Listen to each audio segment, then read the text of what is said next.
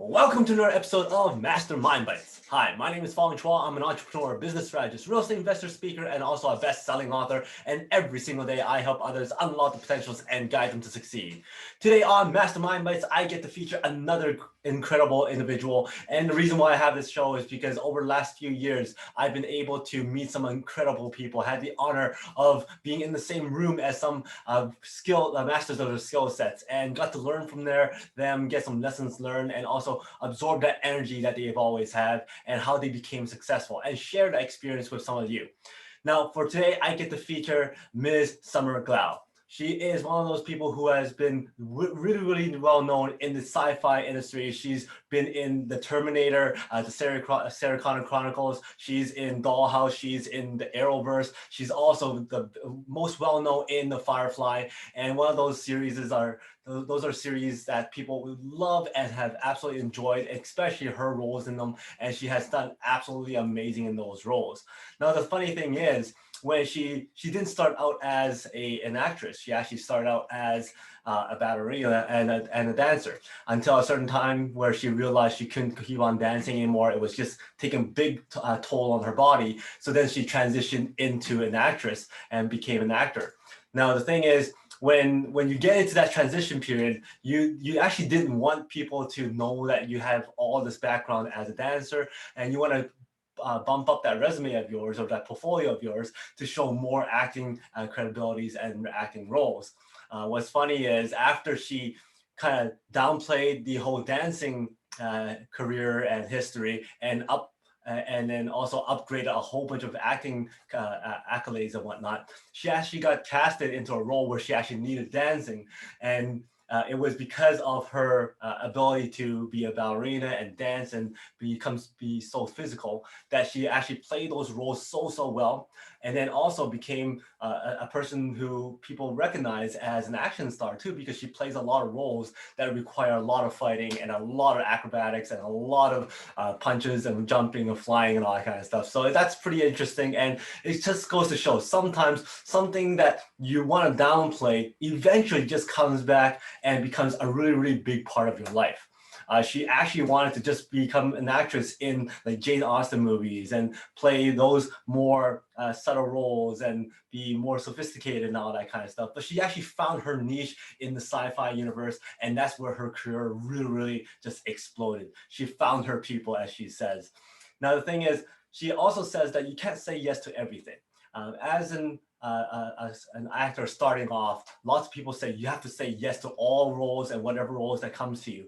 But for her, she always had that backing with her family, knowing that if anything goes awry, she can always go back, and her family was there to support her. And therefore, she got to pick and choose the stuff that she wanted. So therefore, when she was reading different parts, she was auditioning for different parts, she had to feel that it is right for her, and that it gives her that sense of belonging, and that the crew is right, the team is right, before she says yes, so that she doesn't have to say yes to everything.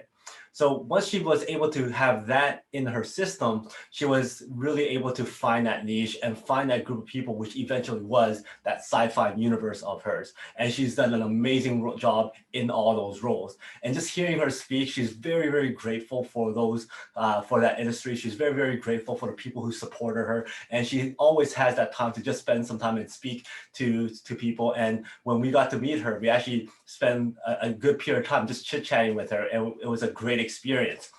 Now, there are 5 really big things that I think was really important when it comes to our personal development and also our business development as well, which kind of was showcasing how she became as successful actor that she is today. Number 1 is, sometimes you just have to push through the pain. And this was showcased when she was still a ballerina, and she actually injured herself during the time period where she was doing all these little plays on the side and auditioning for different roles. As she was doing all that stuff, she actually broke her toe.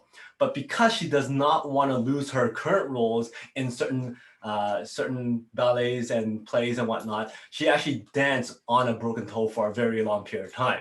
And she just didn't want to lose those roles. She just went through the pain and pushed through it. And that just shows the type of determination she has, and her competitiveness too. by not wanting to let go of certain roles because she was still good to play them. And even though if she had to go and just go through the pain and just suck it up and keep on going, which I thought was very, very commendable, because when it comes to business, sometimes we have to just fight through the pain. Sometimes we just have to fight through the adversity to succeed. And that is something that she was able to do in her early career there.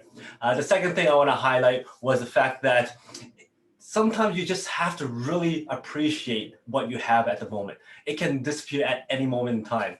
She was asked the question, when was the time that she figured that, hey, this is my world. I'm used to this sci-fi stuff. I'm used to all these conventions and people lining up and seeing her and talking to her. When does she actually get used to it? And she's always replied by saying, I'm still waiting for a time when I'm used to it. I'm still waiting for the time where this is all accepted in my mind. Because at that time, she's still thinking, wow, this is amazing. And she always believes that at any moment in time, all this stuff can go away. And therefore, you have to be grateful and cherish those moments all the time. And therefore, every time she's asked to be at a con, and every time she's being asked a question, she gives it her all, and she gives it her energy, because she knows that any moment in time, all that stuff can disappear. And sometimes in business, we have to think that way too. We have to appreciate the fact that, hey, yeah, we got a few properties. Oh, hey, we did have a few business dealings going, right? We have to appreciate it. We have to be grateful for it and know that all that stuff could disappear at any period of time, and therefore still work hard at it. And she always works hard. She always puts in the time to audition for different roles, and still puts in her energy and finds different projects to work on to keep that going. And once you're in that realm, you get the support of the sci-fi groups and all the people in there. And she is very appreciative of all those people who support her, because once you hit that role that everybody likes, which for her was the firefighter role as River, lots of people was supporting her in other roles as well. So she just found that right spot, and it just worked very well for her. And hence she's very, very grateful. The third thing I want to note is that sometimes knowing everything is not the best thing. For her, she actually went back and looked at some of the scripts and some of the audition papers for one of her biggest roles, which is River in Firefly. And she read through the script and she goes, you know what? If she was to go into that audition today, she may or may not even get that role. And that is because she knows too much right now. She knows all these idiosyncrasies, all these little details, things that is playing in her mind. And therefore, she might overthink how she would play that role. Whereas at that time, she was a brand new actress. She got into this industry very, very early, and she didn't really know what was going on. So she just took it and went with it. And that's probably how she got the role, because she didn't know everything. She just went with the flow. She just didn't overthink it, and she just went in and did the audition. In fact, right after that audition, the casting director actually asked her, hey, can you do that again and change it with a different accent? She was saying that if that was today, she would tell her agent, you know what, we'll come back in a few days, and she'll work on that accent, come back and redo it. But on the Firefly casting call, she was basically going, okay, went back in and redid the whole thing in a British accent. And because she did not overthink it, she did not over prepare, and therefore not knowing everything sometimes works in your favor. And in this case, works very, very well for her. Number 4 is sometimes you have to pass on stuff that just doesn't fit. As I alluded to before, you can't say yes to everything. You have to find that right fit for you. Not every deal, not every project, not every part is meant for you. After you go in an audition, she actually found out that, hey, maybe this isn't for me, and she would pass on certain things, because that crew is important, that script is important, how you feel if you're connected with that character is very important to her as well. So when it comes to our daily lives, sometimes we have to just be ready to say no to certain projects. Sometimes you have to say no to helping certain things if it doesn't add to us, if it just isn't the right fit. So just realize that not everything is a fit. You don't have to say yes to everything. Learn how to reject certain things. Learn how to say no. And finally, the importance of having those people to support you and be grateful for those people around you. For her, she gives a great deal of credit to Joss Whedon, which is the director on on Firefly, the creator of Firefly. He was there to support her every single step of the way. He was there to encourage her. He was there to teach her. He was there basically as a mentor to her during that early period of time. And she always says, if it wasn't for Joss, she would not actually be the actor she is today. And she may not even be an actor anymore or even continue on that industry.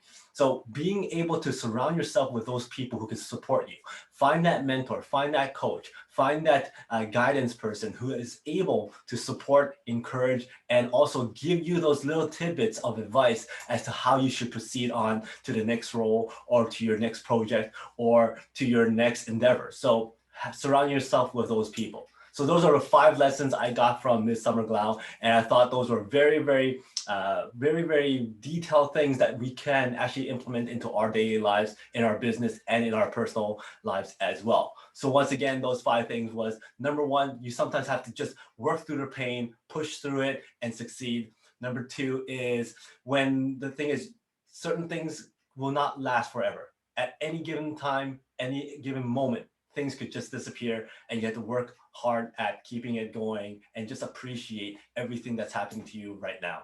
Number 3 is, sometimes knowing everything is not the best solution. Sometimes not knowing anything allows you to not overthink. Number 4, learn how to say no, pass on things that just don't fit. And then number 5, surround yourself with those people who will support you, encourage you, and push you and challenge you and give you that little tidbits of advice. So that is the lessons learned from Summer Glau. I hope you enjoyed this episode. If you do, please like, subscribe, and share. And also, if you like this episode, please go back to my other Mastermind Bite episodes. And if you like this show, we also have the Peak Potential Success Show, the Unlocking the Mind, and also the Make More Mind Bites every single week that goes up. So until next time, today is the day to unlock your potential. We'll see you later.